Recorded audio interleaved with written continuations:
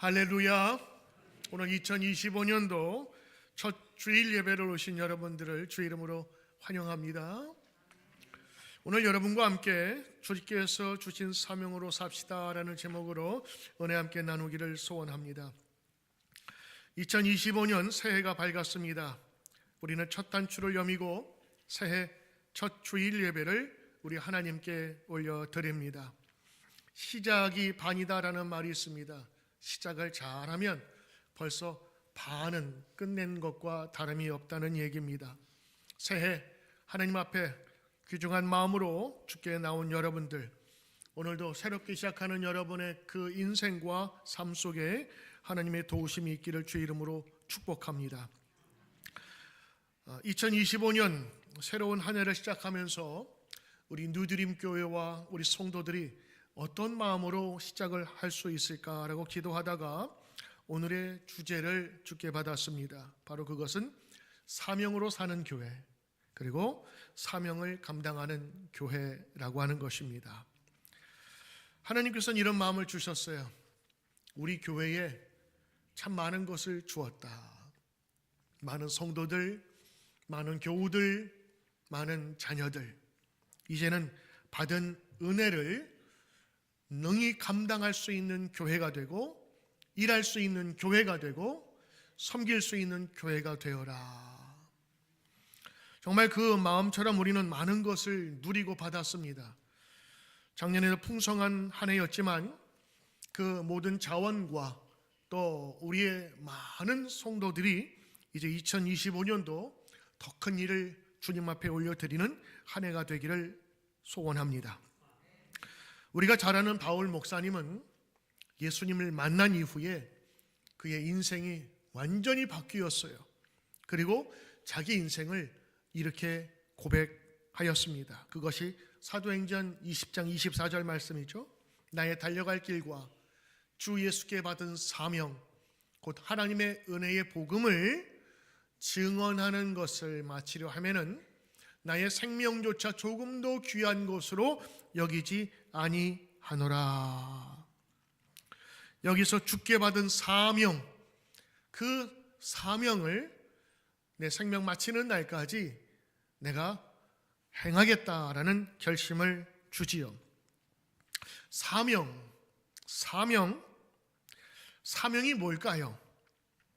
사명이 무엇이길래 바울 목사님은 생명까지 아끼지 않는다고 했을까요? 오늘 여러분과 함께 이 사명자로 사는 이의 이유와 복에 대한 말씀을 같이 나누기를 소원합니다. 여러분, 사명이 뭐죠? 사명, 복음 증언, 단답형으로 정답입니다. 사명은 단순한 목표나 의무를 넘어서 하나님께서 각 사람과 공동체에 맡기신 특별한 부르심과 목적을 의미하는 겁니다. 사실 사명은 예수 믿는 사람이 아니라도 사명으로 살 수 있어요. 사명은 자기 개인이 아닌, 돈벌이가 아닌 특별한 공동체나 때로는 나라나 아니면 회사나 기업을 특별한 목적을 갖고 섬길 때 그것을 사명이라 이야기를 합니다.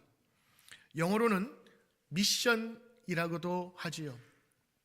군인에게 미션이 부달되면 저는 무엇을 하든지 그것을 이루려고 합니다. 왜냐하면 미션을 부여받았기 때문이지요. 교회에서 사명이라고 할 때에는 그 사명을 주신 이가 있고 그것을 받는 사람이 있습니다. 그래서 교회, 우리가 믿음 안에서 사명이라고 하는 것, 또 성경에 사명이라고 나오는 것은 하나님께 부름받은 부르심이고, 또 단순한 직업이나 역할을 넘어서 하나님과 이웃을 위해 헌신과 섬긴다는 것을 포함하고 있는 겁니다. 영어를 이렇게 번역하다 보면 이 사명과 소명의 차이가 조금 나타나는데, 어떤 분들은 이 calling이라고 하는 것을 사명이라고 번역하는 분이 계시더라고요. 근데 그러다 보니까 이 단어에 조금 혼동이 있어요. calling은 사명이 아니라 소명이라고 부릅니다. 부를 소자를 쓰는 거예요. 그래서 부름 받은 것, 하나님이 불렀다라고 하는 겁니다. 사명은 콜링 받은 사람이, 부름 받은 사람이 특별한 태스크 아니면 미니스트리 이런 것들을 받았을 때 그것을 사명, 영어로는 미션이라고 하는 거죠. 그래서 콜링과 미션은 좀 차이를 두어야 합니다.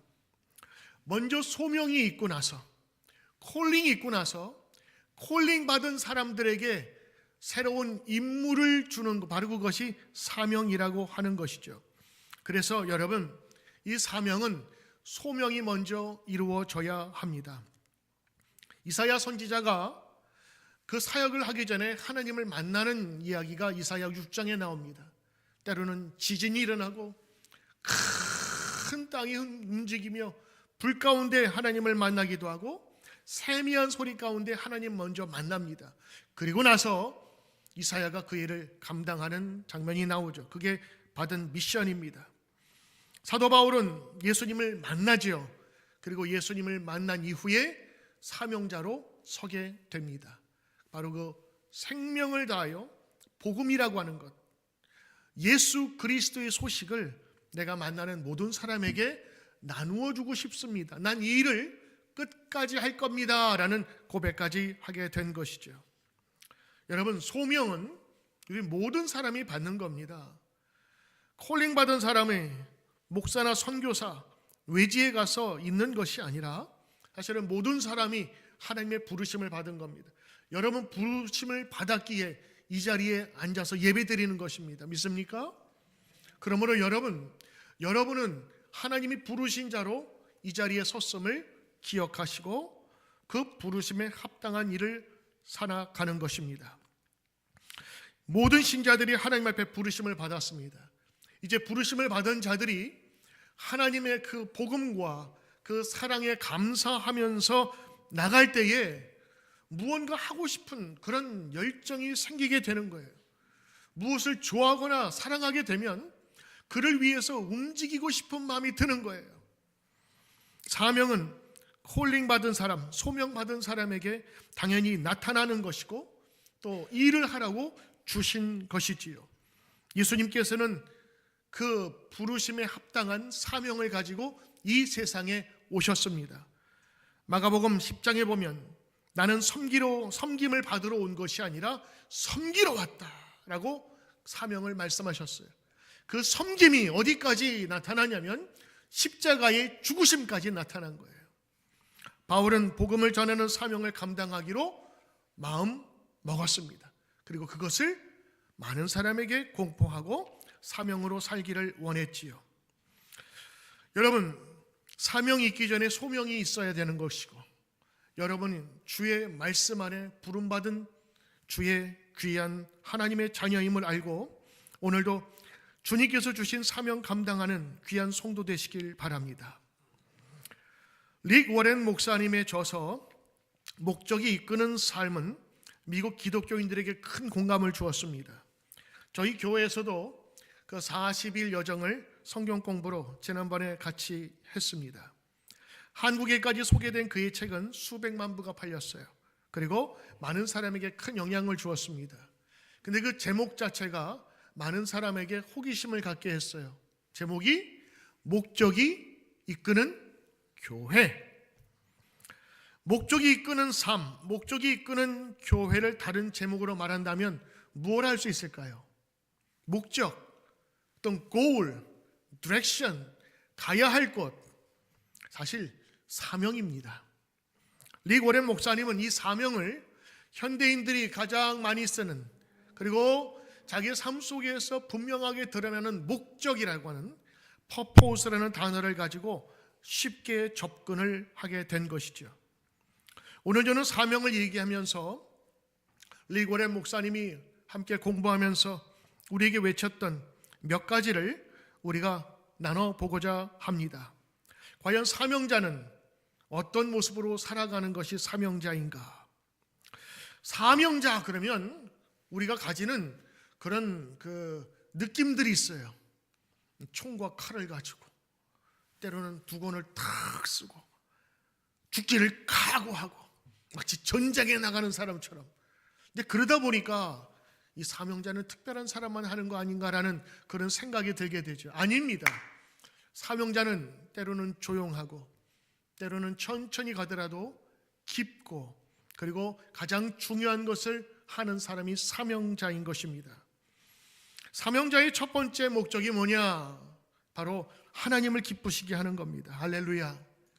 사명자는 하나님을 기쁘시게 하는 것을 목적으로 나가는 겁니다. 이게 목적이 이끄는 삶의 첫 번째 큰 주제예요. 우리 인간이 하나님을 기쁘시게 하는 것. 고린도전서 10장 31절 말씀입니다.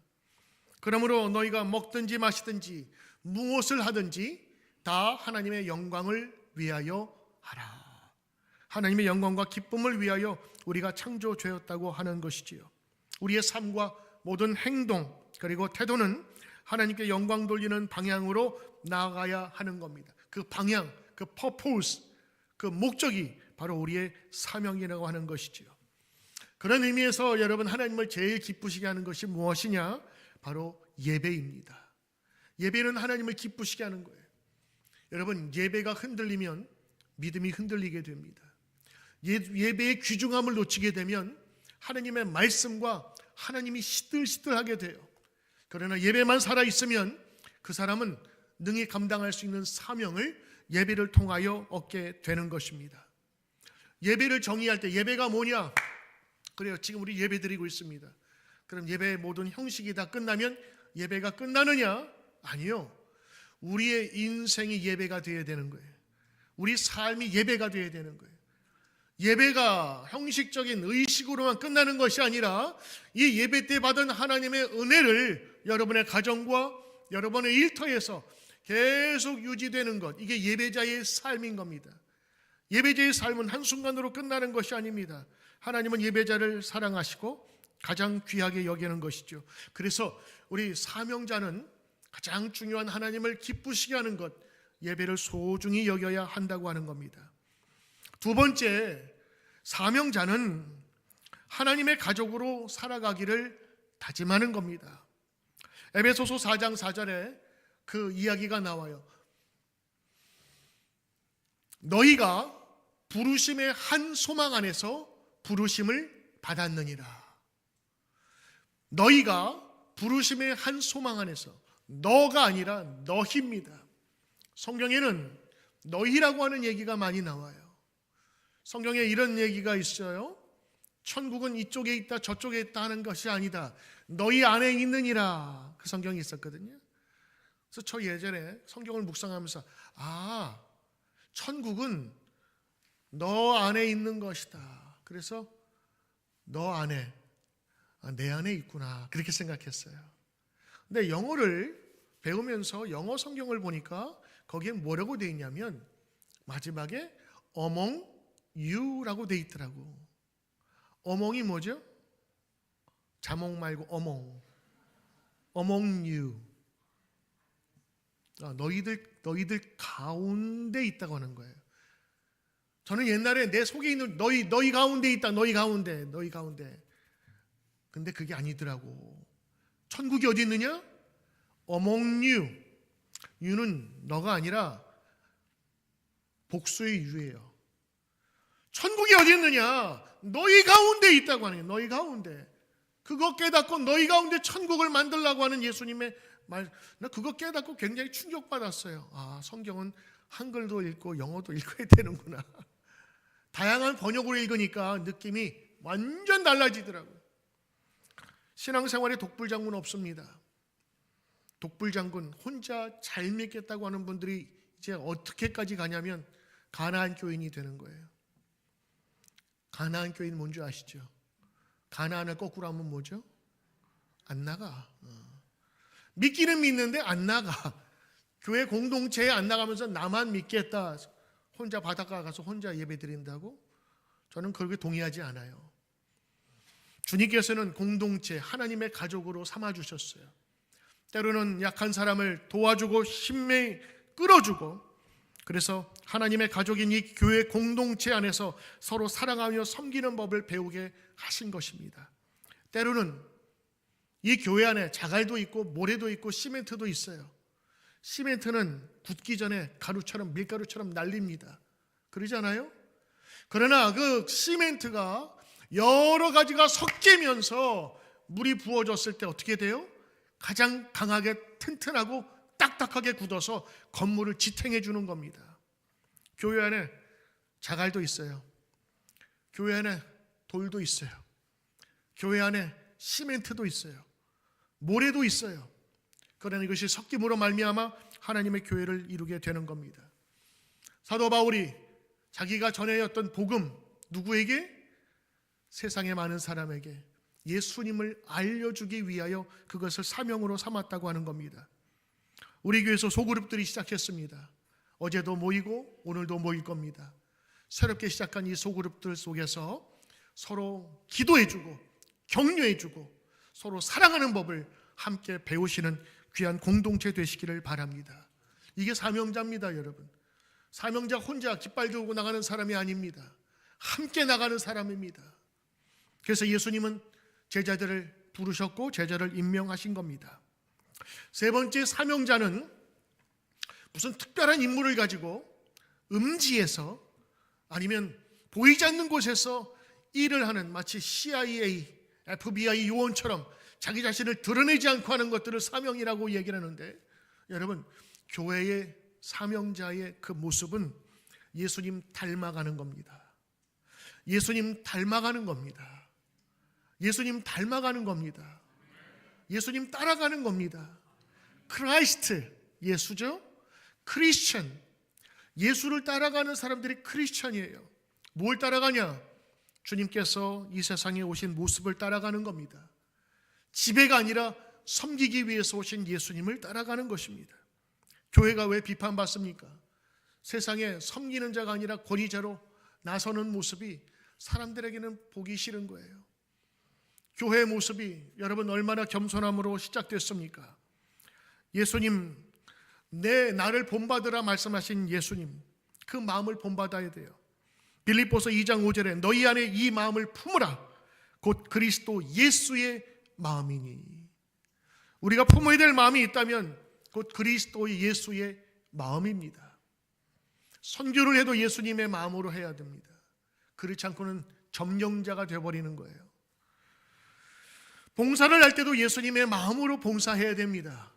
그렇지 않고서는 나만 우쭐해지는, 봉사를 하고도 예수님이 드러나지 않고 나만 드러나는 그런 경우가 있게 되는 것입니다. 그러므로 사명자는 예수님을 따라가며 예수님의 마음을 본받는 것입니다. 쉽지 않지요. 어떤 때는 눈물도 흘려야 되고 때로는 오해도 받을 때도 있어요. 그러나 사명자는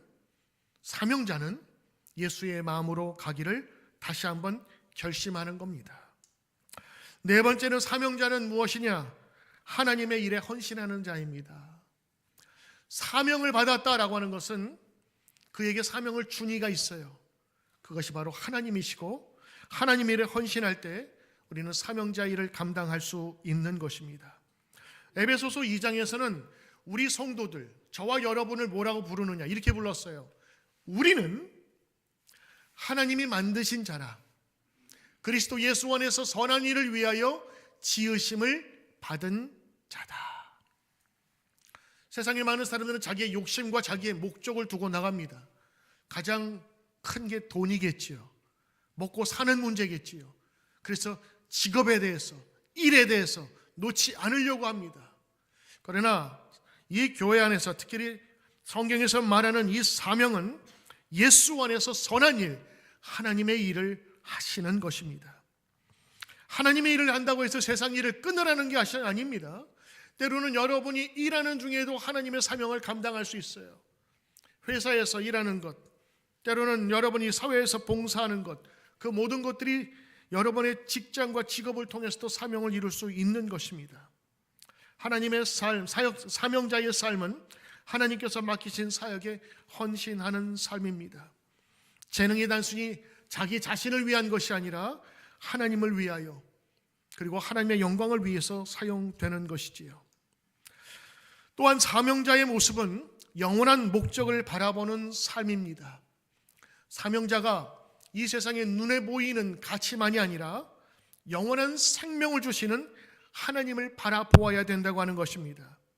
디모데후서에서 사도 바울은 이렇게 말씀하십니다. 나는 선한 싸움을 싸우고 나의 달려갈 길을 마치고 믿음을 지켰다. 우리 언젠가는 이 세상과 작별하고 하나님 나라에 들어갈 때가 반드시 올 것입니다. 세상 사람들은 믿지 않는다고 해도 우리는 믿는 게 있어요. 저리로서 주님께서 산자와 죽은 자를 심판하러 오실 때가 있다고 하는 것입니다. 주님이 오시든 내가 가든 언제는 그 마지막이 있다고 하는 것이지요. 사도 바울은 그 마음을 잊지 않았습니다. 나의 사명은 마지막 주님 배울 때까지 내가 달려가겠습니다 라고 하는 것을 잊지 않았던 것입니다. 오늘 이러한 사명자의 삶은 우리의 인생을 더욱더 풍요하게 하고 풍성하게 하는 것입니다. 오늘 사도 바울이 내가 이 선한 싸움을 싸우며 마지막 사명자로 살 때에 그 마음속에 가졌던 축복의 그 결심들이 있었어요. 그 뭐냐? 사명자로 살 때의 축복을 기억했기 때문인 것입니다. 사명자로 살 때 우리는 하나님의 임재를 경험하는 축복을 누릴 수 있습니다. 사명자로 살 때 우리는 영적 성장이 이루어지는 축복을 볼 수 있습니다. 사명자로 살 때 우리는 하나님의 공급을 경험하는 축복 속에 살 수 있습니다. 사도 바울은 어려움이 있었지만 그때마다 채우시는 하나님을 경험했던 것입니다.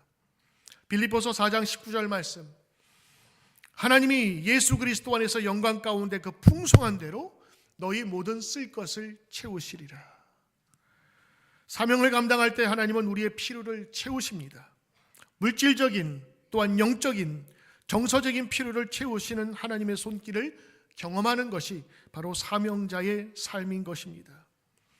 사랑하는 성도 여러분, 2025년 우리가 새해를 준비하면서 어떤 모습으로 살아야 할까요? 바로 사명자로 사는 것입니다. 하나님을 기쁘시게 하는 것입니다. 그리고 예수님 닮아가는 것입니다. 하나님이 세우신 이 공동체를 귀히 여기며 서로를 사랑하고 격려하며 기도하며 나아가는 것입니다.